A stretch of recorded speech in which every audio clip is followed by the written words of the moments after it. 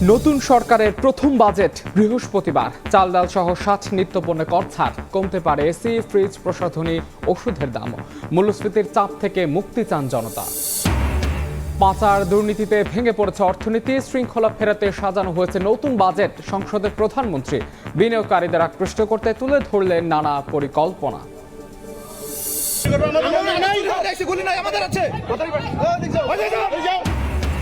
ভারতের পশ্চিম চেষ্টায় সীমান্ত উত্তেজনা, বিজেপি বিএসএফ তুমুল বাকবিতণ্ডা। ২৬ জেলায় টহল ও নজরদারি জোরদার, নয়াদিল্লিতে আলোচনায় সমাধানের চেষ্টা। ৬ নবজাতকের মৃত্যু নিয়ে ৮ দিনের জবাব পুরোপুরি অস্পষ্ট, সন্তুষ্ট নন সরকার, জানালেন স্বাস্থ্যমন্ত্রী। শীঘ্রই ব্যবস্থা নেওয়ার সিদ্ধান্ত। বৃহস্পতিবার পর্দা উঠছে বিশ্বকাপে, রোমাঞ্চ বাংলাদেশেও। আর্জেন্টিনা ব্রাজিল সমর্থকদের জমজমাট আড্ডা, ৪৮ দেশের পতাকায় সাজল গাবতলী ব্রিজ।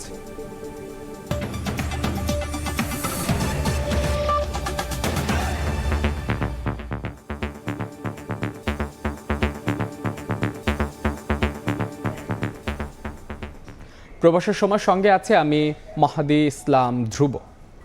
শুরুতেই বাজেটের খবর।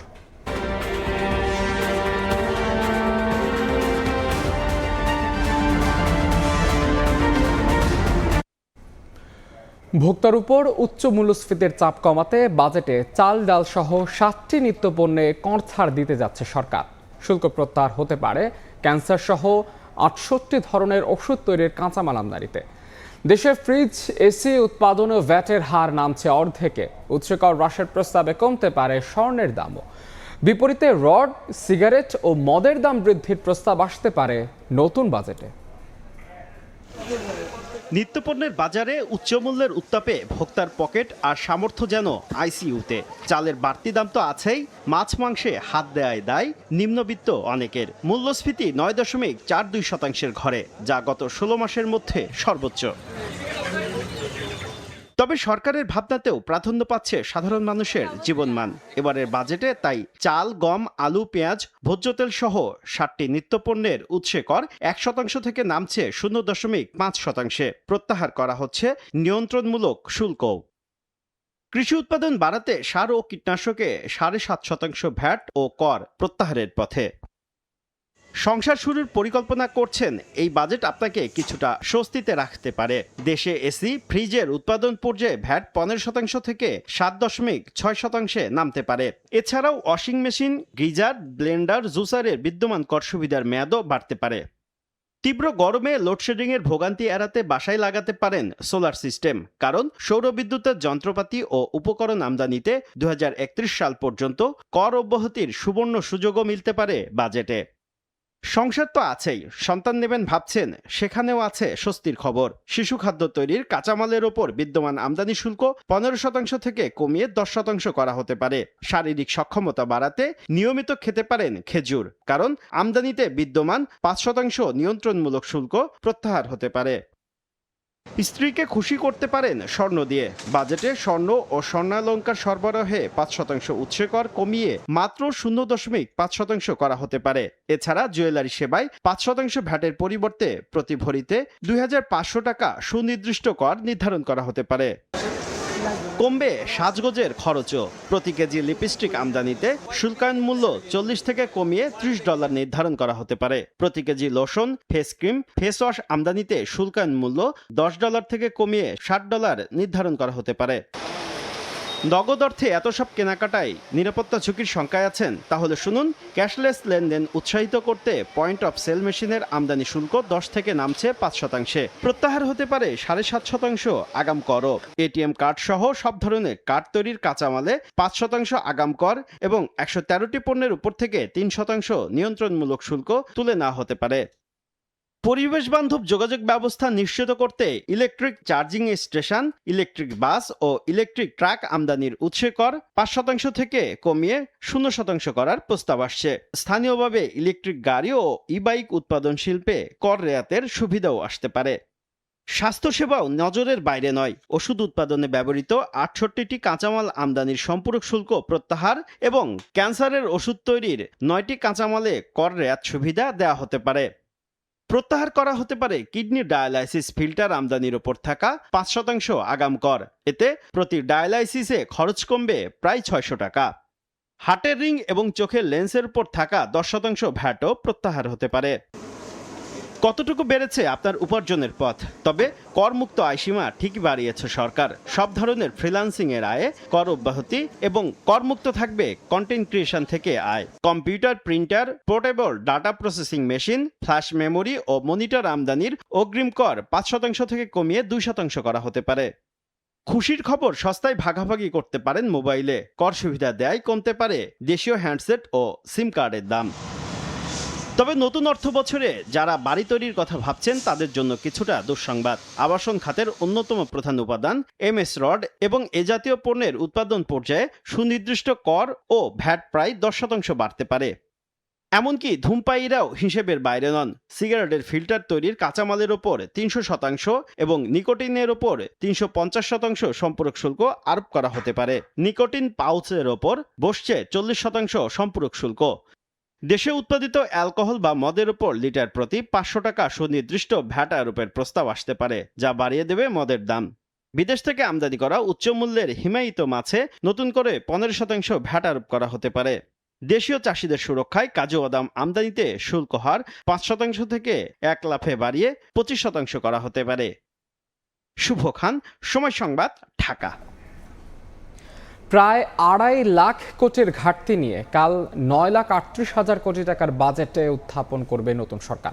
বিএনপির নির্বাচন ইশতেহার সহ অগ্রাধিকার পাবে 13টি বিষয়। সামাজিক সুরক্ষা খাতে বরাদ্দের সঙ্গে বাড়ছে ভাতাভোগী ও ভাতা। সমতা ভিত্তিক উন্নয়ন দর্শনে এবারের বাজেটে মেগা প্রকল্পের নামে দুর্নীতির সুযোগ থাকছে না বলে জানিয়েছেন প্রধানমন্ত্রীর অর্থ উপদেষ্টা।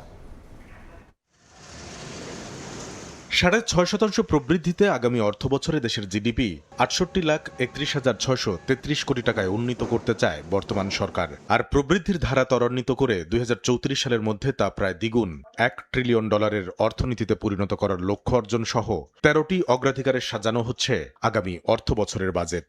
$1 ট্রিলিয়ন ইকোনমিকে টার্গেট করে আগামী বছর 6.5% বললেন না প্রবৃদ্ধি। এটা কিভাবে অর্জিত হবে? গ্যাস নাই, ফার্টিলাইজারের সংকট, তেলের সংকট। এই পরিস্থিতিতে এই ধরনের প্রবৃদ্ধি অর্জনের জন্য তো আপনার বিনিয়োগের বৃদ্ধি লাগবে। আসছে বাজেটে তুলে ধরা হবে 5 বছর মেয়াদী সরকারের কর্মকৌশল। যেমন করমুক্ত আয়সীমা বেড়ে 2030-31 অর্থ বছরে কত হবে সাধারণ মানুষ তা জানতে পারবেন এবারই। সমতার দর্শনে দেশকে এগিয়ে নেওয়ার নির্বাচনী ইশতেহার বাস্তবায়নে থাকছে সর্বোচ্চ গুরুত্ব। অঞ্চলভিত্তিক উন্নয়ন সম্প্রসারণের পাশাপাশি পিছিয়ে পড়া জনগোষ্ঠীকে এগিয়ে নিতে আসছে বাজেটে সামাজিক সুরক্ষা খাতের বরাদ্দ 1,16,000 কোটি টাকা থেকে বাড়িয়ে করা হচ্ছে 1,45,000 কোটি টাকা। বাড়ানো হবে ভাতাভোগী ও ভাতার পরিমাণও। অতি ক্ষুদ্র ক্ষুদ্র কুটির শিল্প বলে কিছু নাই, সেইখান থেকে তো আপনাকে গড়ে তুলতে হবে। তার মানে আমাদের বক্তব্য কিন্তু সব খাতের জন্য, সব শিল্পের জন্য। চট্টগ্রামকে আমরা লজিস্টিক হাবে নিয়ে যেতে চাই। ঢাকা তো একটা কেন্দ্র আছে এবং ঢাকার অন্যান্য ফরিদপুর বা অন্যান্য অঞ্চলেও আমরা বড় ধরনের পরিবর্তন করতে চাই। তার মানে সব অঞ্চলের জন্য উন্নয়ন। সেই জন্যই আমাদের ইশতেহারে কিন্তু সমতা ভিত্তিক আঞ্চলিক উন্নয়নের কথা বলা হয়েছে। তবে অর্থ ও পরিকল্পনা উপদেষ্টার স্পষ্ট বার্তা, নীতিকৌশল সাজিয়ে লুটপাট করতে কোনো মেগা প্রকল্প থাকছে না আসছে অর্থ বছরে। এটা সবার আগে বাংলাদেশ, সবার জন্য বাংলাদেশ, সব খাতের জন্য বাংলাদেশ, সব প্রসার জন্য বাংলাদেশ। জাতীয় স্বাস্থ্য ব্যবস্থা, এটা তো একটা আইকনিক ব্যাপার। সার্বিক পানি সম্পদ ব্যবস্থাপনা, তিস্তা মহাপরিকল্পনা, পদ্মা ব্যারেজ, হাওর। তৃতীয় হচ্ছে যে শিক্ষা ব্যবস্থায় স্কিল বাংলাদেশ, কল্যাণ রাষ্ট্রের বাংলাদেশ, গণতান্ত্রিক বাংলাদেশ। এগুলো হচ্ছে মানুষের পরিবর্তনকারী, ট্রান্সফরমেটিভ চেঞ্জ। আমরা মেগা গিগা প্রকল্পের গিগা দুর্নীতিতে নাই। ব্যবসা বান্ধব আগামী অর্থ বছরের বাজেটে নিত্যপণ্যের বাজারে জনগণকে স্বস্তি দিতে ভ্যাট ট্যাক্স কমানো ও অব্যাহতি দেওয়ার পথে বর্তমান সরকার হাঁটবে বলেও জানান অর্থ উপদেষ্টা। কামরুল হাসান সবুজ, সময় সংবাদ, ঢাকা। বাজেটের পর বেশিরভাগ সময় বাড়ে নিত্যপণ্যের দাম, যার প্রভাব পড়ে জনজীবনে। তাই শ্রমিক, ছাত্র থেকে খেটে খাওয়া মানুষ সবারই নজর থাকে বাজেটে। তারা চান স্বস্তিতে বেঁচে থাকার নিশ্চয়তা।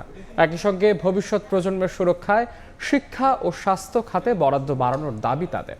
সাইফুল ইসলামের রিপোর্ট।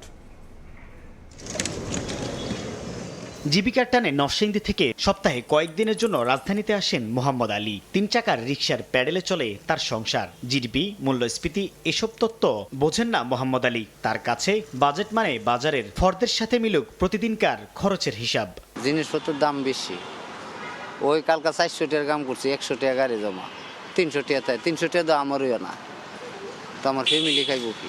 আয় ব্যয়ের সাথে মাসের হিসাব মেলে না চাকরিজীবী ও ছোট ব্যবসায়ী পরিবারের। তাদের উপর আছে ব্যক্তি আয়করের মতো প্রত্যক্ষ করের চাপও। যদিও 2026-27 অর্থ বছরের বাজেটে তেমন বাড়ছে না করমুক্ত আয়সীমা। কর জিনিসটা স্কেল অনুযায়ী কমানোর দরকার আছে। এই পরিস্থিতিতে বাজারে গিয়ে চাপে পড়ছেন নির্দিষ্ট আয়ের মানুষ। তাই আসছে বাজেটে নিত্যপণ্যের দাম সাধ্যের মধ্যেই রাখাই তাদের প্রধান দাবি। আয়ের সাথে ব্যয়ের হিসাব তো আমাদের মেলে না, কারণ আমরা এখন যে দ্রব্যমূল্যের যুদ্ধগতি তাতে তো আমরা চলতে পারি না। শিক্ষাখাত যেন উপেক্ষিত না থাকে এবারের বাজেটে, সে নিশ্চয়তা চায় শিক্ষার্থীরা। সরকারের ব্যয় হচ্ছে, ফ্যামিলি থেকে টাকা পয়সা খরচ করতেছে, কিন্তু যেই মূল চাহিদাটা আমাদের কোনো স্কিল শেখা হচ্ছে না। সরকারের এই স্কিল শেখার এদিকে বেশি নজর দেওয়া দরকার। বরাদ্দ বাড়ুক স্বাস্থ্য খাতে, এমন প্রত্যাশা সাধারণ মানুষের। তারা চান হাসপাতালগুলোতে চিকিৎসা সেবার নিশ্চয়তা। স্বাস্থ্য খাতে বাজেট আছে কিন্তু সঠিক ওষুধ পাচ্ছে না, চিকিৎসা পাচ্ছে না। 999-এ কল করলে অ্যাম্বুলেন্স আসে আমরা জানি, কিন্তু সেটা কতটুকু সময় আসে, এই আশাটা নিশ্চিত করা। দিন শেষে স্বস্তিতে ঘরে ফেরার নিশ্চয়তা চায় সাধারণ মানুষ। নাগরিক নিরাপত্তায় থাকুক পর্যাপ্ত বরাদ্দ। নিরাপত্তাহীনতায় আছি আমরা, ওই বিষয়গুলো বেশি। মানে আমার মনে হয় যে একটু আইন শৃঙ্খলা বাহিনী, তাদের ভিতরে শৃঙ্খলা বা তাদের চেইন অফ কমান্ড যেটা একটু বাড়ানো উচিত। জুলাই অভ্যুত্থানের পর যে বৈষম্যহীন বাংলাদেশের স্বপ্ন দেখেছিল মানুষ, নতুন সরকারের বাজেটে তার প্রতিফলন থাকুক এমন প্রত্যাশা সকলের। রিকশা চালক থেকে চাকরিজীবী, ব্যবসায়ী বা উদ্যোক্তা, সকলেরই প্রত্যাশা 2026-27 অর্থ বছরের বাজেট হবে জনবান্ধব ও বাস্তবমুখী। মূল্যস্ফীতি নিয়ন্ত্রণের পাশাপাশি থাকবে জীবনমান উন্নয়নের রোডম্যাপ। সাইফুল ইসলাম, সময় সংবাদ, ঢাকা। স্বৈরাচারী সরকারের অর্থ পাচার ও দুর্নীতিতে দেশের অর্থনীতি ভেঙে পড়েছে উল্লেখ করে প্রধানমন্ত্রী তারেক রহমান বলেছেন, অর্থনীতিতে শৃঙ্খলা ও ব্যবসার পরিবেশ ফেরাতে সাজানো হয়েছে নতুন বাজেট। বিকেলে বাজেট অধিবেশনের প্রশ্নোত্তর পর্বে একথা বলেন সংসদ নেতা। বিদেশি বিনিয়োগকারীদের আস্থা ফেরাতে সরকারের নানা পরিকল্পনা তুলে ধরেন সরকার প্রধান। স্বৈরাচারের পতনের পরে আমরা আগেও দেখেছি এবং পতনের পরে আমরা আরো পরিষ্কারভাবে দেখতে পাচ্ছি যে কিভাবে দুর্নীতি এবং অর্থ পাচারের মাধ্যমে দেশের অর্থনীতি ব্যবস্থাকে সম্পূর্ণভাবে ধ্বংস করে দেওয়া হয়েছে। স্বাভাবিকভাবেই দেশকে গড়ে তুলতে হলে অর্থনৈতিক সুশৃঙ্খলা বা ডিসিপ্লিন ফিরিয়ে আনতে হবে। এই সরকারের প্রথম বাজেট উপস্থাপিত হবে। সেখানেও আমরা চেষ্টা করেছি দেশে যারা ব্যবসায়ী আছেন প্রত্যেকের জন্য এমন সুবিধা তৈরি করা যেখানে মাননীয় স্পিকার তারা সুন্দরভাবে ব্যবসা করতে পারে। বাণিজ্য মন্ত্রণালয় কর্তৃক কতগুলো ব্যবস্থা গ্রহণ বা পদক্ষেপ গ্রহণ করা হয়েছে, যেমন আমদানি ও রফতানি প্রধান নিয়ন্ত্রকের দপ্তর হতে আমদানি রফতানি নিবন্ধন প্রক্রিয়া অনলাইনের মাধ্যমে দ্রুততম সময়ের মধ্যে যাতে প্রদান করা যায় সেই ব্যবস্থা গ্রহণ করা হয়েছে। বন্ডেড এবং নন বন্ডেড সকল প্রতিষ্ঠান সমূহকে এফওসির ভিত্তিতে আমদানির সুযোগের আওতায় আরো সম্প্রসারিত করা হচ্ছে মাননীয় স্পিকার। এর বাইরে মাননীয় স্পিকার আমদানি সহজকরণ করার লক্ষ্যে মূল্য পরিশোধ পদ্ধতি সহজ করা হচ্ছে। বিদেশ থেকে সেটি কোনো বাংলাদেশি হোক অথবা কোনো বিদেশি হোক নাগরিক, তারা যদি বিদেশি ইনভেস্টমেন্ট দেশে নিয়ে আসতে পারে 1.5% তাদেরকে আমরা কনসালটেন্ট ফি বা কমিশন যেভাবেই আপনি বলুন না কেন সেটা আমরা তাদেরকে দিব, ইনসেন্টিভ তাদেরকে আমরা দিব। বিদেশে শ্রমশক্তি পাঠানোর দালাল ও মধ্যস্বত্বভোগীদের অন্তত 10 জনকে কঠোর শাস্তি দিতে পারলে বাকিরা সতর্ক হবেন। সংসদে সাধারণ প্রস্তাবের উপর আলোচনায় এমন মন্তব্য করেছেন বিরোধী দলীয় নেতা ডক্টর শফিকুর রহমান। আর স্বরাষ্ট্রমন্ত্রী সালাহউদ্দিন আহমেদ বলেছেন, বিদেশে ভাবমূর্তি ক্ষুণ্ণ করা দালাল চক্রের দৌরাত্ম্য বন্ধে সমন্বিতভাবে কাজ করতে হবে। জাতীয় সংসদের বাজেট অধিবেশনের চতুর্থ দিনের বৈঠকে প্রবাসী রেমিটেন্স যোদ্ধাদের সমস্যা সমাধানে বিরোধী দলীয় নেতা আনিত সাধারণ আলোচনার প্রস্তাবের উপর বক্তব্য রাখেন সরকারি ও বিরোধী দলীয় সংসদ সদস্যরা। এ সময় বুদ্ধিভিত্তিক রেমিটেন্সের প্রতি মনোযোগ দিতে প্রধানমন্ত্রী ও সরকার সংসদ নেতার প্রতি আহ্বান জানান বিরোধী দলীয় নেতা। দিনের শেষ বক্তা হিসেবে স্বরাষ্ট্রমন্ত্রী জানান, মালয়েশিয়ার শ্রম বাজার উন্মুক্ত করার জন্য সর্বোচ্চ অগ্রাধিকার দিয়েছেন প্রধানমন্ত্রী তারেক রহমান। একটা অংশ সিন্ডিকেট চক্র শুরু থেকে শেষ সব জায়গায় গাটে গাটে গাপটি মেরে বসে আছে। এই লোকগুলার রক্ত বিক্রি করে ওরা ওদের সাথে উপহাস করে, ওদের বিজনেস করে। এই সব জায়গা অবশ্যই চিহ্নিত করতে হবে এবং এদেরকে আইনের আওতায় এনে 10 জনকেও যদি শাস্তি দেওয়া হয়, আমি বিশ্বাস করি ওদের সবগুলার গায়ের লোম খাড়া হয়ে যাবে। দালালের খপ্পরে পড়ে কিছু কিছু ভাইয়েরা এই ভূমধ্য সাগর পাড়ি দিতে গিয়ে মানবেতর ভাবে তারা বুটের মধ্যে থেকে খুব তারা মৃত্যুর শিকার হয়। এগুলো বন্ধ করার জন্য এখানে আমাদের সমন্বিতভাবে চেষ্টা করতে হবে। বিদেশে আমাদের ভাবমূর্তি ক্ষুণ্ণ হচ্ছে এই কারণে। আসছে বাজেট দরিদ্র মানুষের সুরক্ষায় কাজ করবে বলে মন্তব্য করেছেন জাতীয় সংসদের চিফ হুইপ নুরুল ইসলাম মনি। সংসদ ভবনের ব্রিফিংয়ে তিনি বলেন, এবার বাজেটে কালো টাকা সাদা করার কোনো সুযোগ থাকছে না। বাজেট কিন্তু একটা আশা আকাঙ্ক্ষার প্রতীক। বাজেট কিন্তু আমাদের ভবিষ্যতে করব কি তার ব্যাখ্যা।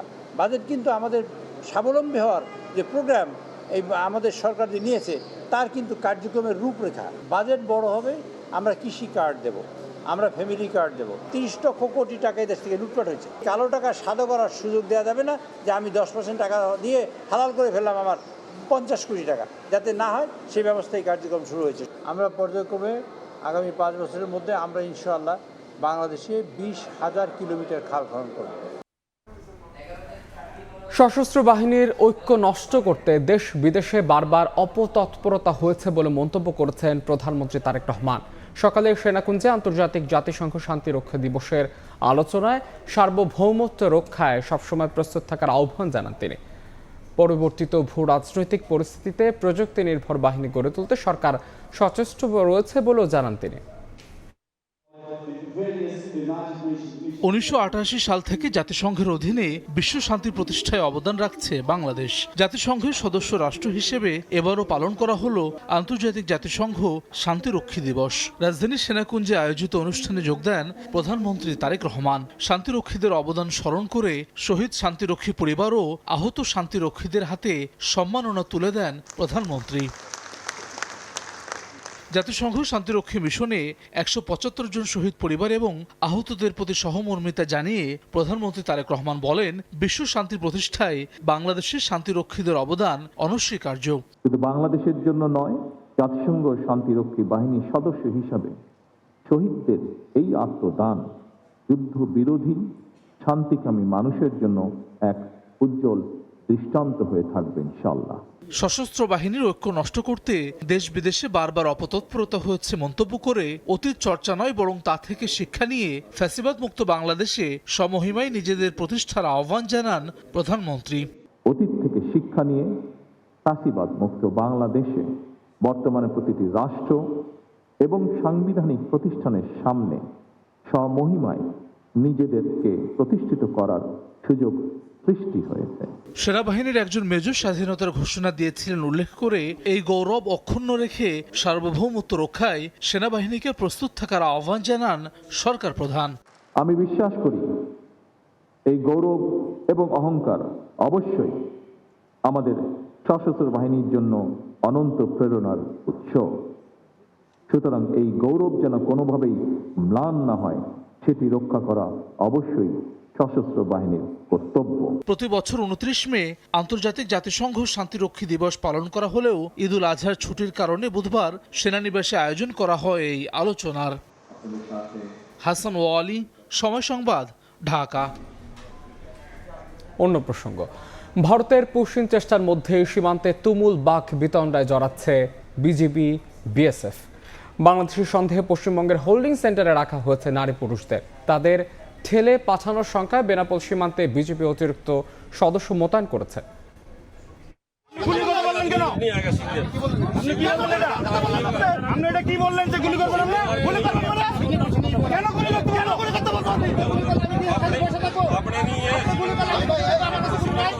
ভারতের পুশিন চেষ্টা ঘিরে উত্তেজনার মধ্যেই বিএসএফকে কড়া জবাব দিল বিজিবি। জামালপুরের বক্সিগঞ্জের রামরামপুর সীমান্তে তুমুল বাকবিতণ্ডায় জড়ায় বিজিবি বিএসএফ।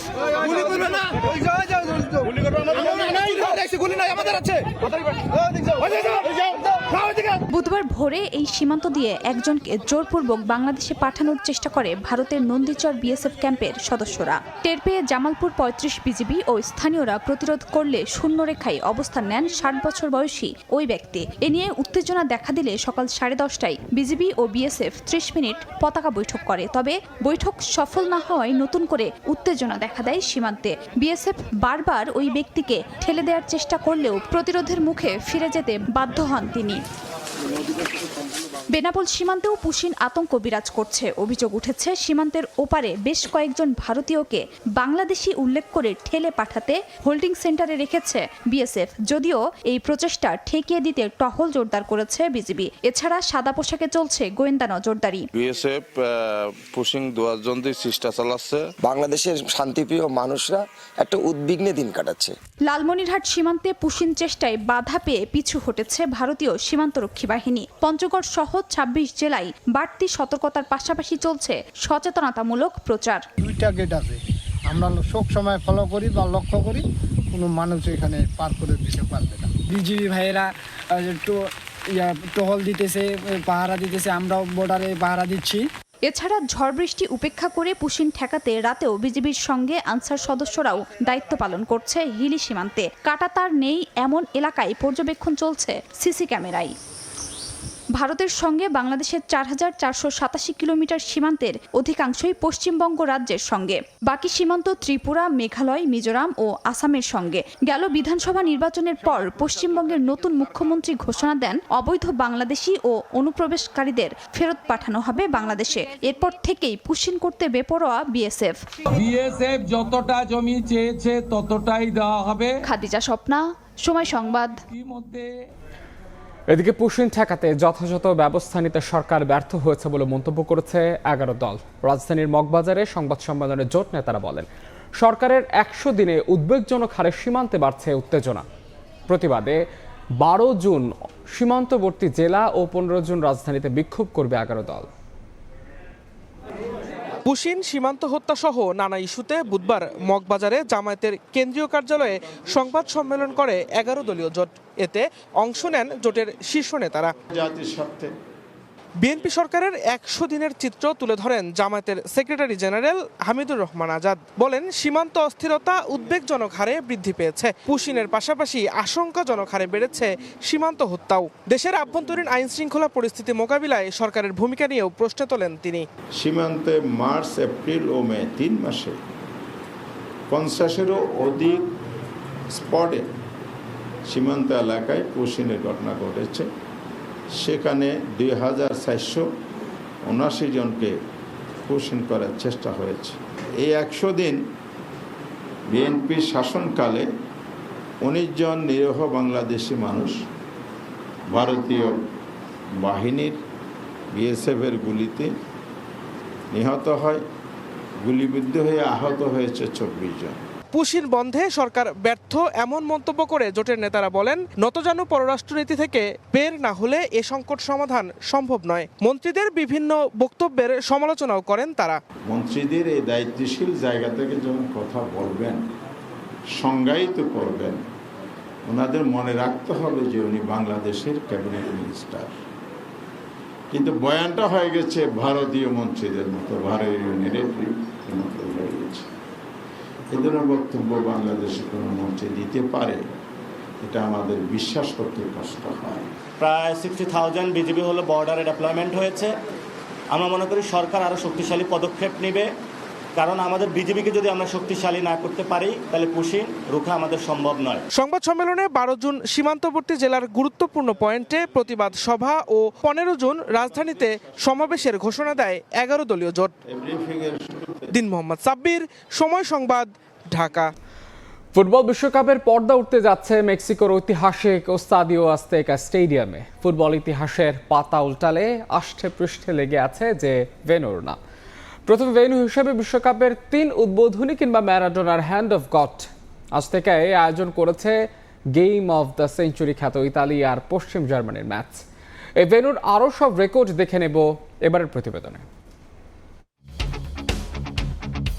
অপেক্ষার অবসান ঘটিয়ে মাঠে গড়াচ্ছে the greatest show on earth. এবারের শুরুটা হতে যাচ্ছে মেক্সিকোর ঐতিহাসিক ভেন্যু স্তাদিও আজতেকায়। ইতিহাসের প্রথম ভেন্যু হিসেবে স্তাদিও আজতেকায় হতে যাচ্ছে 3টা ভিন্ন বিশ্বকাপের উদ্বোধনী ম্যাচ। এর আগে 1970 আর 1986 সালের বিশ্বকাপের ওপেনিং হয় মেক্সিকান স্টেডিয়ামে। ওই দুই আসরের ফাইনালও হয় স্তাদিও আজতেকায়, যেখানে প্রথমবার ব্রাজিল আর অন্যবার শিরোপা ঘরে তোলে আর্জেন্টিনা। ভেন্যুটা ঐতিহাসিক আরেকটা কারণে। পেলে আর মারাদোনা, দুই কিংবদন্তি ফুটবলকে ইতি বলেন মেক্সিকোর এই ভেন্যুতে খেলেই। প্রায় 87,500 দর্শক ধারণ ক্ষমতা। বিশ্বকাপের জন্য যার রেনোভেশনে ব্যয় হয়েছে 160 মিলিয়ন ইউরোর বেশি। আজতেকা শুধু মেক্সিকোর নয়, ব্রাজিল থেকে আর্জেন্টিনা, গোটা লাতিন আমেরিকারই সর্ববৃহৎ স্টেডিয়াম। দুটো ফাইনাল আয়োজন করলেও আজতেকার ইতিহাসে সবচেয়ে সেরা ম্যাচ কোনটা? ফুটবলের খোঁজ রাখলে উত্তরটা জানার কথা, যাকে বলা হয় গেম অব দ্য সেঞ্চুরি। 70-এর বিশ্বকাপ সেমিতে ইতালি আর ওয়েস্ট জার্মানির ওই রোমাঞ্চকর ম্যাচ, যেখানে ফলাফলের নিষ্পত্তি ঘটে অতিরিক্ত সময়ে। ইতালিয়ানদের জয় 4-3 ব্যবধানে। আরও একটা কারণে ইতিহাসের পাতায় অমর হয়ে থাকবে স্তাদিও আজতেকা। মারাদোনার বিখ্যাত কিংবা কুখ্যাত হ্যান্ড অফ গডের মঞ্চটাও এই ভেন্যু।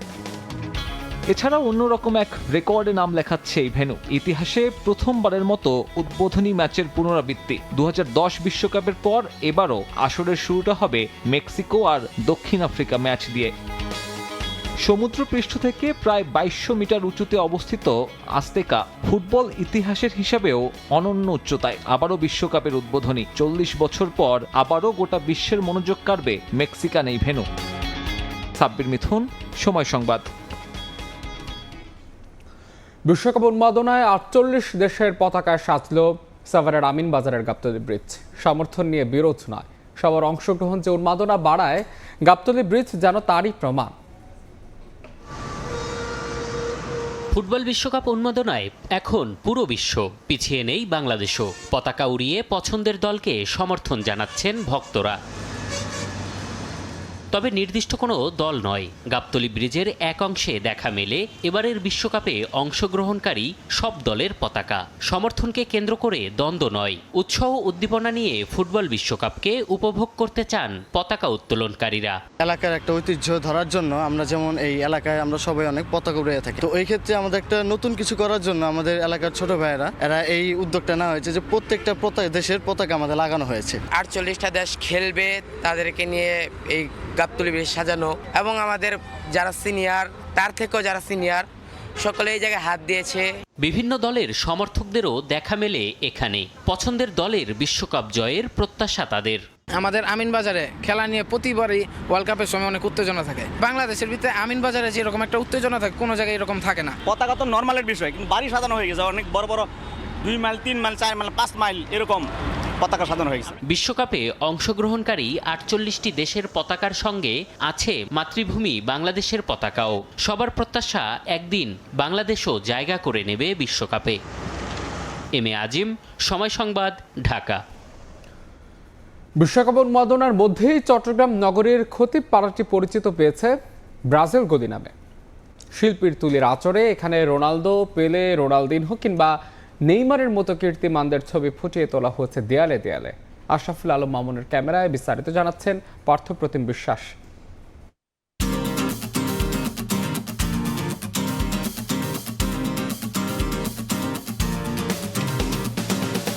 বাংলাদেশের কোটি কোটি মানুষ ব্রাজিল দলকে ভালোবাসেন, কেউ বা তাদের নান্দনিক ফুটবলের জন্য, আবার কেউ বা তাদের খেলোয়াড়দেরকে ভালোবেসে ব্রাজিল দলকে সমর্থন করেন। আর দরজায় কড়া নাড়ছে বিশ্বকাপ, সেই বিশ্বকাপকে সামনে রেখেই চট্টগ্রামের এই খতিবের পাড়া ব্রাজিলের গলি নামে পরিচিতি পেয়েছে। তার কারণ হচ্ছে শিল্পের তুলিতে এক একটি ব্রাজিলের খেলোয়াড়দের ছবি কিন্তু এখানে ফুটিয়ে তোলা হয়েছে। বলছিলাম চট্টগ্রামের চাঁদগাঁওয়ের খতিবপাড়ার কথা, যেটি পরিচিতি পেয়েছে ব্রাজিল গলি নামে। 7 সমুদ্র 13 নদীর ওপারে বিশ্বকাপ হলেও তার উন্মাদনা ছড়িয়ে পড়েছে বন্দর নগরীতে। খতিবের পাড়ায় সাম্বার দেশের ছোঁয়া ছড়িয়ে পড়েছে সবখানে, যেখানে শিল্পীর তুলির আচরে রোনালদো, রোনালদিনহো থেকে শুরু করে আধুনিক সময়ের নেইমার জুনিয়র সহ ব্রাজিলের অনন্য কীর্তিমানদের ছবি ফুটিয়ে তোলা হয়েছে। ব্রাজিলীয় এই সৃষ্টিশীল ফুটবল শৈলীর সঙ্গে যুক্ত হয় সাম্বা নৃত্য। এই দুইয়ের সমন্বয়ে ফুটবল হয়ে ওঠে অনেক বেশি গ্ল্যামারাস। সে কারণে খতিবপাড়ার এলাকার ছেলেদের অর্থায়নে ব্রাজিলের খেলোয়াড়দের ছবি এঁকে ব্রাজিল গলি নামে নামকরণ করা হয়। ব্রাজিলের সাপোর্টাররা একটা উদ্যোগ নিয়েছি, যেহেতু গলিটাকে আমরা একটা রঙে রঙিন করার চেষ্টা করছি ব্রাজিলের সকল খেলোয়াড় এবং ঐতিহ্য দিয়ে, সেই দিক থেকে আমরা এটার নাম দিয়েছি আসলে ব্রাজিল গলি। ব্রাজিলের যে আপনার জেন্ডারের প্লেয়ার রোমারিও, পেলে, রোনালদিনহো, নেইমার, ভিনিসিয়াস জুনিয়র, মানে ওনাদের গ্রাফিতিগুলো মানুষকে, আমাদের যে নতুন প্রজন্মকে চেনানোর জন্যই আমরা মূলত এই উদ্যোগটা নিয়েছি। মূলত ব্রাজিলের খেলোয়াড়দের ফুটবল শৈলীতে সবুজ ঘাসের বুকে লাটিন ঘরানার ছন্দময় শৈল্পিক ও দৃষ্টিনন্দন ফুটবলের পসরা সাজিয়ে জয় করে নেন দর্শকদের হৃদয়। বিশ্বকাপকে ঘিরে উন্মাদনার কোনো কমতি নেই খতিবপাড়ার ছোট বড় সকল ব্রাজিল সমর্থকদের মধ্যে। 4টা বছর আমরা ওয়েট করছি কখন যে ওয়ার্ল্ড কাপটা আসবে, আর ফুটবল হচ্ছে আমাদের আবেগ, ভালোবাসা। বাঙালিদের যে ফুটবলের প্রতি ভালোবাসা, যে আবেগ, সেটা তুলে ধরতেছে এবং প্রত্যেকটা গলি, প্রত্যেকটা রোড, সব জায়গায় ফুটবলকে অন্যরকম জায়গায় নিয়ে যাচ্ছে। 26 বিশ্বকাপ নেইমার হাতে দেখতে চাই, আমাদের মিশন হ্যাক যা কমপ্লিট হবে, আমরা আশাবাদী। অনেক খুশি লাগতেছে, বাচ্চারা এবং বয়স্ক সবাই মিলিয়ে আমরা আশা করতেছি এবছর এই বিশ্বকাপটা খুব সুন্দর একটা হবে এবং আমরা খুব আনন্দের সাথে এটা উপভোগ করব। শুধু দেয়ালে দেয়ালে ব্রাজিলের খেলোয়াড়দের ছবি নয়, ভবনের ছাদেও শোভা পাচ্ছে ব্রাজিলের পতাকা। পার্থপ্রতিম বিশ্বাস, সময় সংবাদ, চট্টগ্রাম। 6 নবজাতকের মৃত্যু নিয়ে আদ্দিন হাসপাতালের জবাবে সরকার সন্তুষ্ট নন বলে জানিয়েছেন স্বাস্থ্যমন্ত্রী সরদার মোহাম্মদ সাখাওয়াত হোসেন। সচিবালয়ে সাংবাদিকদের তিনি জানান, হাসপাতালটির দেয়া সব তথ্যই অস্পষ্ট, শীঘ্রই এ বিষয়ে ব্যবস্থা নেওয়ার কথাও জানান মন্ত্রী। রাজধানীর মগবাজারের আদ্দিন মেডিকেল কলেজ হাসপাতালে সম্প্রতি চিকিৎসাধীন অবস্থায় মারা যায় 6 নবজাতক। এ ঘটনায় দেশ জুড়ে তোলপাড় সৃষ্টি হওয়ায় তৎপর হয়ে ওঠে সরকার। 6 নবজাতকের মৃত্যুর ঘটনায় হাসপাতালটির লাইসেন্স কেন বাতিল হবে না জানতে চেয়ে প্রতিষ্ঠানটিকে বৃহস্পতিবার শোকজ করে রোববার বিকেল 5টার মধ্যে জবাব দেওয়ার নির্দেশ দেয় স্বাস্থ্য অধিদপ্তর। তবে তাদের আবেদনের পরিপ্রেক্ষিতে আরও 2 দিন সময় দিয়ে মঙ্গলবার জবাব দিতে বলা হয়। এর আগে গত 4 জুন তদন্ত প্রতিবেদন প্রকাশ নিয়ে সংবাদ সম্মেলনে স্বাস্থ্যমন্ত্রী জানান, 6 নবজাতকের মৃত্যুতে আদ্দিনের অবহেলা স্পষ্ট। শোকজের জবাব ইস্যুতে বুধবার সচিবালয়ে সাংবাদিকদের প্রশ্নের জবাবে স্বাস্থ্যমন্ত্রী বলেন, আদ্দিন হাসপাতালের কারণ দর্শানোর জবাবে সরকার সন্তুষ্ট নয়। আমরা সন্তুষ্ট হইনি, ওটা প্রতিবেদন তারা অনেক কিছু বলেছে, ইচ্ছা করে করে না, এসব নানান কথা অনেক গল্প করেছে, অনেক 4-5 পৃষ্ঠা লিখেছে, এগুলো বুলেট পয়েন্ট কিছুই লেখেনি, বেগ রিপ্লাই। সংশ্লিষ্টদের সঙ্গে আলোচনা করে আদ্দিনের বিরুদ্ধে ব্যবস্থা নেওয়ার বিষয়ে সিদ্ধান্ত নেওয়া হবে বলেও জানান মন্ত্রী। সংসদের ফাঁকে মিটিংয়ে বসে আমরা কি করতে যাচ্ছি সেটা আমরা সিদ্ধান্ত গ্রহণ করে আপনাদেরকে জানাবো। গত 27 মে ঈদের ছুটির মধ্যে আদ্দিন হাসপাতালে একসঙ্গে 6 নবজাতকের মৃত্যু হয়। প্রসূন আশিস, সময় সংবাদ, ঢাকা। হাম ও উপসর্গে 24 ঘন্টায় আরও 8 শিশুর মৃত্যু হয়েছে। একদিনে 1048 জন হাসপাতালে ভর্তি হয়েছেন। উদ্বেগ উৎকণ্ঠায় অভিভাবকদের অপেক্ষা হাম বিশেষায়িত আইসিইউর সামনে। নতুন আতঙ্ক লাইফ সাপোর্ট। এদিকে চিকিৎসকরা বলছেন, নিউমোনিয়া গুরুতর হয়, লাইফ সাপোর্ট প্রয়োজন হচ্ছে অনেক শিশুর। আসার পরের থেকে তার মুখ দিয়ে আর কোনো হাসি নাই, ভালো ছাওয়া নাই। 4 মাসের রাদিয়ান 9 দিন ধরে যুদ্ধ করছে হামের সঙ্গে। 8 দিন আইসোলেশন ওয়ার্ডে থাকার পর এখন আইসিইউতে রাখতে হবে লাইফ সাপোর্টেও। এতেই অন্ধকার নেমে আসে আদিয়ানের পরিবারে।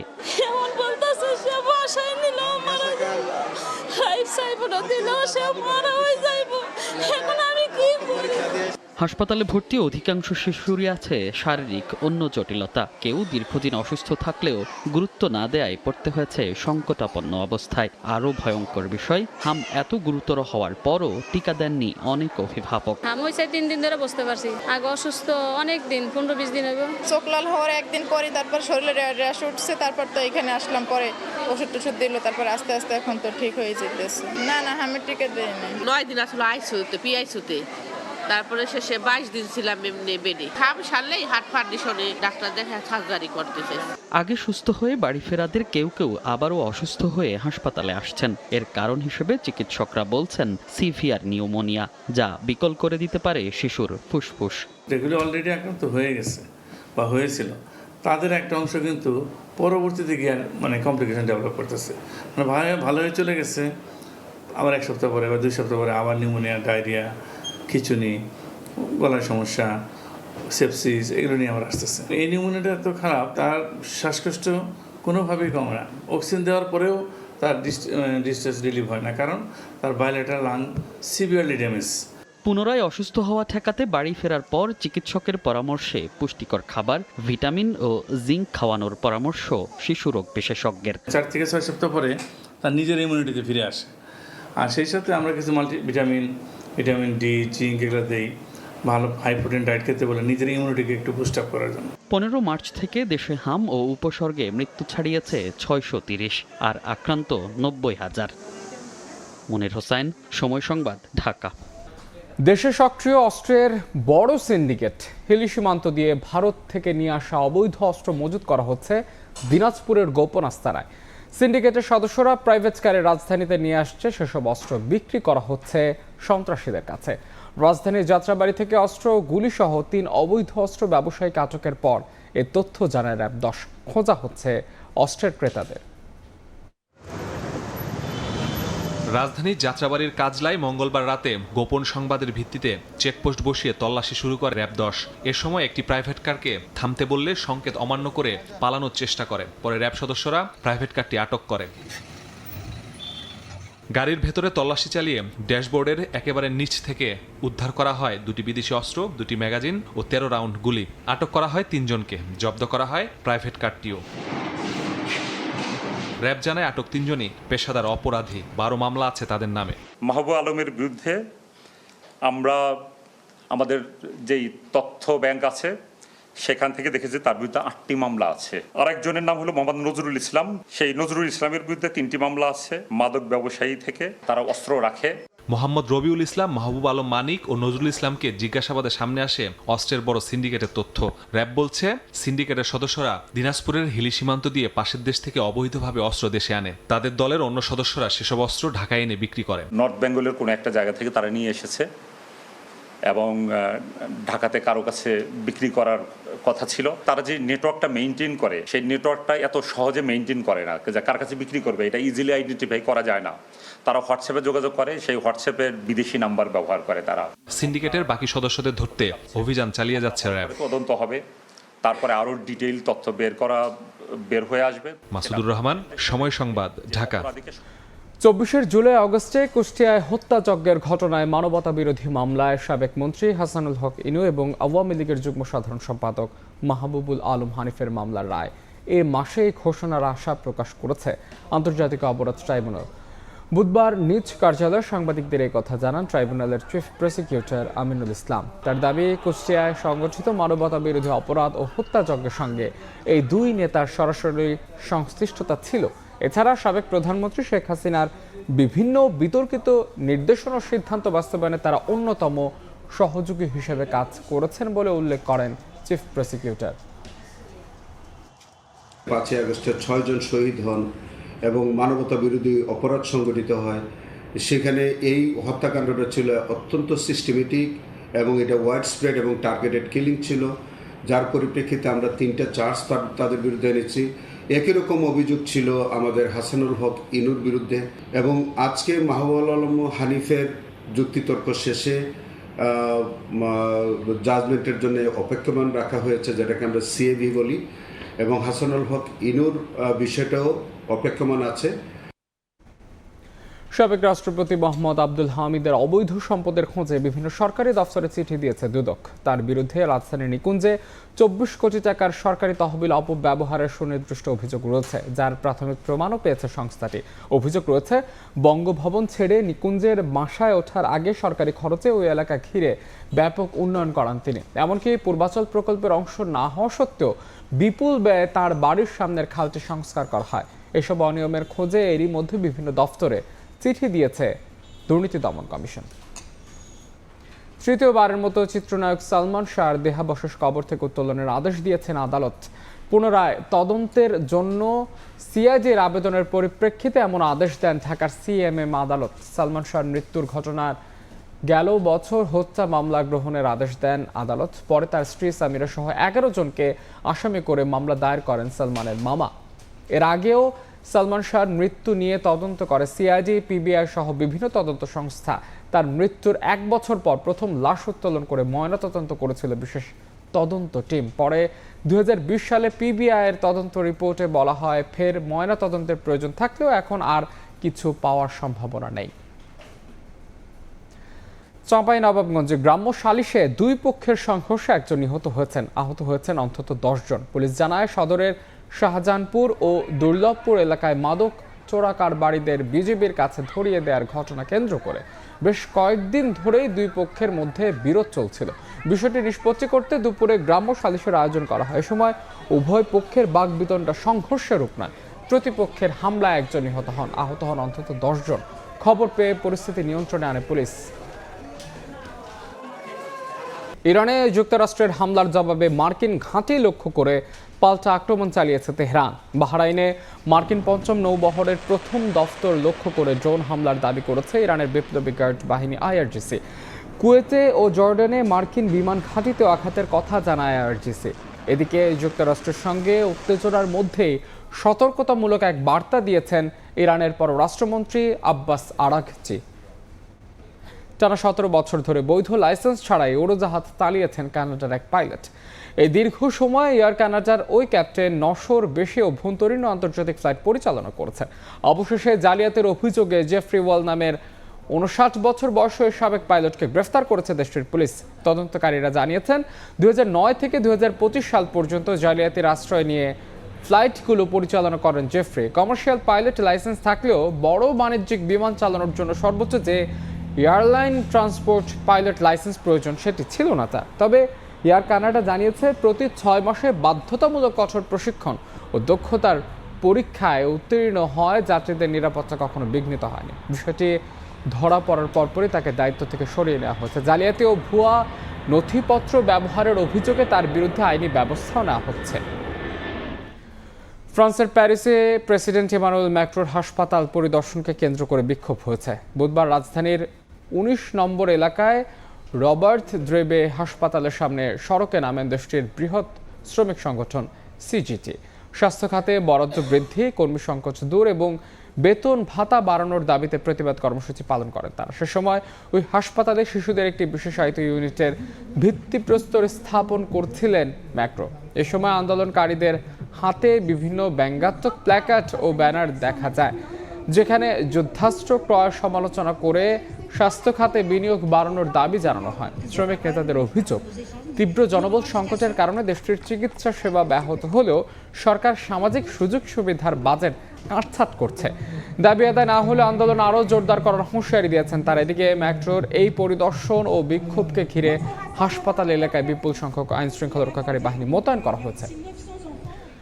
জার্মানিতে শহীদ রাষ্ট্রপতি জিয়াউর রহমানের 45তম শাহাদাত বার্ষিকী উপলক্ষে আলোচনা ও দোয়া মাহফিল অনুষ্ঠিত হয়েছে। স্থানীয় সময় সোমবার রাজধানীর বার্লিনের একটি রেস্তোরাঁয় এই আয়োজন করা হয়। সংক্ষিপ্ত এই আলোচনা সভায় উপস্থিত ছিলেন জার্মানি শাখা বিএনপি ও তার অঙ্গ সংগঠনের বিভিন্ন পর্যায়ের নেতাকর্মীরা। এদিকে সংযুক্ত আরব আমিরাতেও এই উপলক্ষে আলোচনা সভার আয়োজন করা হয়। স্থানীয় যুবদলের উদ্যোগে আয়োজিত অনুষ্ঠানে শাখা বিএনপির বিভিন্ন পর্যায়ের নেতাকর্মীরা উপস্থিত ছিলেন। শহীদ রাষ্ট্রপতি জিয়াউর রহমানের আত্মার মাগফিরাত এবং দেশ ও জাতির কল্যাণ কামনা করে বিশেষ দোয়া ও মোনাজাত করা হয়। ইরান যুক্তরাষ্ট্র সংঘাতের ছায়া এবার ফুটবল বিশ্বকাপেও। টুর্নামেন্টের শুরুর আগ মুহূর্তে ইরানি সমর্থকদের জন্য বরাদ্দকৃত টিকিট বাতিলের অভিযোগ করেছে দেশটির ফুটবল ফেডারেশন। একই সঙ্গে ম্যাচ শেষ হওয়ার 24 ঘন্টার মধ্যে ইরান দলকে যুক্তরাষ্ট্র ছাড়ার নির্দেশনা দেওয়া হয়েছে। লস অ্যাঞ্জেলেস থেকে লস্কর আল মামুনের রিপোর্ট। বিশ্বকাপ ফুটবলের শেষ মুহূর্তের প্রস্তুতিতে যখন ব্যস্ত দল ও সমর্থকরা, ঠিক তখনই বড় ধাক্কা খেল ইরান। শেষ মুহূর্তে এসে দলটির সমর্থকদের জন্য ফিফা নিয়ম অনুযায়ী বরাদ্দকৃত 8% টিকিট বাতিল করা হয়েছে বলে অভিযোগ ইরান ফুটবল ফেডারেশনের। সংস্থাটির দাবি, যুক্তরাষ্ট্রের স্টেডিয়ামগুলোতে ইরানি দর্শকদের উপস্থিতি বাধাগ্রস্ত করতেই উদ্দেশ্যপ্রণোদিতভাবে এই টিকিট প্রত্যাহার করা হয়েছে, যা আন্তর্জাতিক ক্রীড়ানীতির চরম পরিপন্থী। রাজনৈতিক বৈরিতার প্রভাব পড়েছে ইরান ফুটবল দলের ওপরেও। ম্যাচ শেষ হওয়ার মাত্র 24 ঘন্টার মধ্যে ইরান দলকে যুক্তরাষ্ট্র ছাড়তে কঠোর নির্দেশনা দেওয়া হয়েছে। এ কারণে যুক্তরাষ্ট্রের মাটিতে বেস ক্যাম্প করতে না পেরে পাশের দেশ মেক্সিকোর তিওয়ানা শহরে নিজেদের সাময়িক আস্তানা বানাতে বাধ্য হয়েছে দলটি। এছাড়া ইরান ফুটবল দলের গুরুত্বপূর্ণ 13 জন কর্মকর্তাকে ভিসাও দেয়নি মার্কিন প্রশাসন। এমন পরিস্থিতির মধ্যেই জি গ্রুপে থাকা ইরানকে তাদের বিশ্বকাপ মিশন শুরু করতে হচ্ছে। আগামী 15 জুন লস অ্যাঞ্জেলেস স্টেডিয়ামে নিউজিল্যান্ডের বিপক্ষে ম্যাচ দিয়ে মাঠের লড়াই শুরু করবে তারা। এরপর 21 জুন একই মাঠে বেলজিয়ামের মুখোমুখি হবে এশিয়ার এই দলটি। আর 27 জুন সিয়াটলে গ্রুপ পর্বের শেষ ম্যাচে ইরানের প্রতিপক্ষ মিশর। বিপুল সংখ্যক প্রবাসী ইরানিদের বসবাস লস অ্যাঞ্জেলেসে। অনেকটা কাকতালীয়ভাবেই এই লস অ্যাঞ্জেলেস স্টেডিয়ামে স্বাগতিক যুক্তরাষ্ট্র এবং ইরান তাদের প্রথম ম্যাচ খেলবে। দুদেশের দ্বন্দ্বের প্রভাব যেন খেলার মাঠে না গড়ায়, এমনটাই প্রত্যাশা সকলের। লস্কর আল মামুন, সময় সংবাদ, লস অ্যাঞ্জেলেস স্টেডিয়াম, যুক্তরাষ্ট্র। বিশ্বকাপের আগ মুহূর্তে উত্তাল স্বাগতিক দেশ মেক্সিকো। সিএনটি টিচার্স ইউনিয়নের আন্দোলনের মুখে শঙ্কায় পড়েছে মেক্সিকো সিটির বিশ্বকাপ আয়োজন। তাদের বেতন বৃদ্ধি, পেনশন ভাতা আর সুযোগ সুবিধার সঙ্গে শিক্ষা খাতে সংস্কার করার দাবিতে রাস্তায় নেমেছে হাজার হাজার মানুষ। বিশ্বকাপ মানেই বাড়তি উন্মাদনা, উত্তেজনা, মানুষের ঢল। যে উচ্ছ্বাস গায়ে মেখে রাস্তায় প্রিয় দলের জার্সি, পতাকা, ব্যানার, ফেস্টুন নিয়ে র্যালি করেন। তবে এবারের স্বাগতিক দেশ মেক্সিকোতে ঘটছে ভিন্ন ঘটনা। বিশ্বকাপের আগ মুহূর্তে হাজার হাজার মানুষ রাস্তায় নেমে এসেছে। আন্দোলনের মুখে, শঙ্কার মুখে পড়েছে বিশ্বকাপের উন্মাদনা। মেক্সিকোর শিক্ষকদের সংগঠন সিএনটি রাস্তায় নেমেছে বিক্ষোভ মিছিল নিয়ে। তারা হাজার হাজার মানুষ নিয়ে আন্দোলন করছে দেশটির শিক্ষা খাতের সংস্কারের জন্য। শিক্ষকদের পেনশন বৃদ্ধি, বেতন বাড়ানো, এছাড়াও বিভিন্ন সুযোগ সুবিধার জন্য রাস্তায় নেমে এসেছে সিএনটি টিচার্স ইউনিয়ন। এ সময় আন্দোলনকারীরা উদ্বোধনী ম্যাচের ভেন্যু মেক্সিকোর ঐতিহ্যবাহী আজতেকা স্টেডিয়ামের দিকে এগিয়ে যান। এরপরে মাঝ রাস্তায় পুলিশ বাধা দিলেও সংঘাতের কোনো ঘটনা ঘটেনি। শান্তিপূর্ণ আন্দোলনেই শেষ হয় তাদের বিক্ষোভ।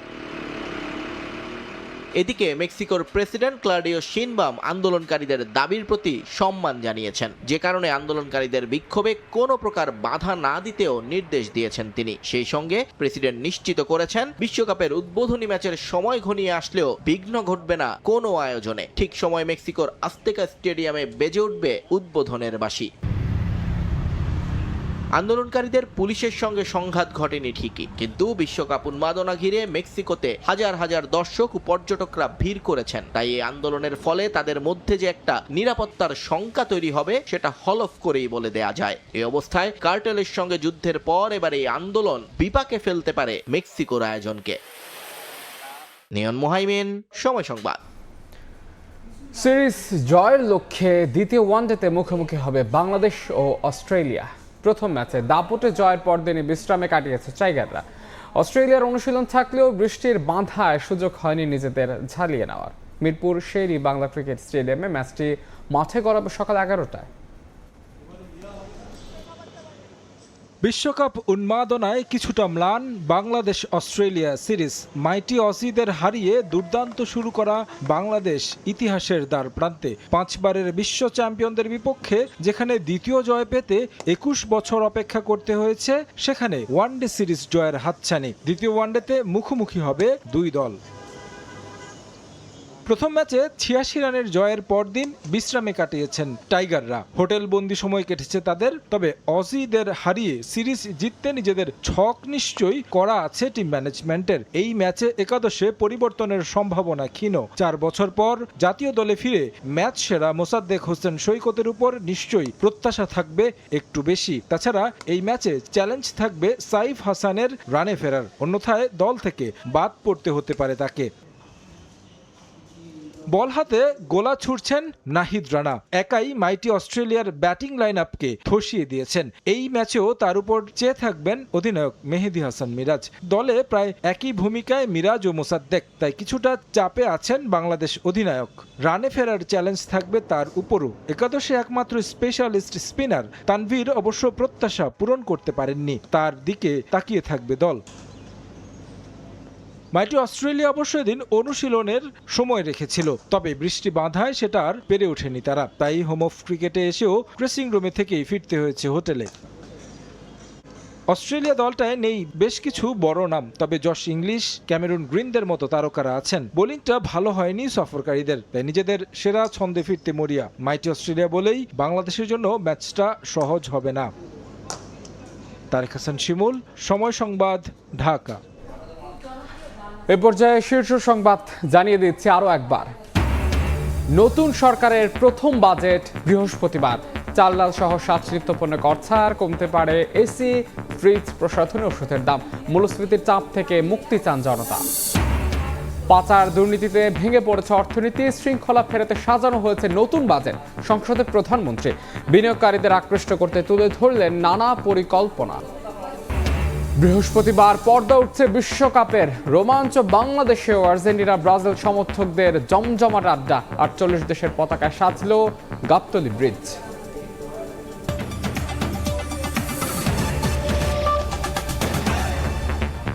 এই ছিল প্রবাসী সময়ের এখনকার আয়োজনে। সঙ্গেই থাকুন সময়।